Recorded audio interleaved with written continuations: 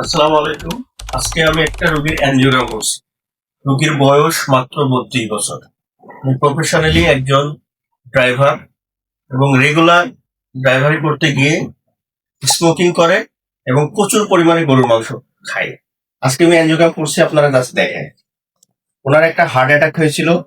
Heart attack হওয়ার পরে আমরা এই যে অ্যানজিওগ্রাম করছি, এখান থেকে এটা আরসে, এখান থেকে পুরাটা তার ব্লক। এই একটা রক্তনালীতে 100% ব্লক।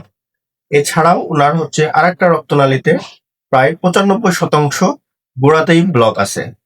সুতরাং যারা রেগুলার স্মোকিং করে এবং গরুর মাংস খায় তাদের জন্য হার্ট অ্যাটাকের ঝুঁকি অনেক বেড়ে যায়। সুতরাং এই অল্প বয়সে হার্ট অ্যাটাকের জন্য এই রোগীটার ক্ষেত্রে সিগারেট এবং গরুর মাংস দায়ী। National heart foundation hospital and research institute Rajshahi হৃদরোগ চিকিৎসায় এক আস্থার প্রতীক।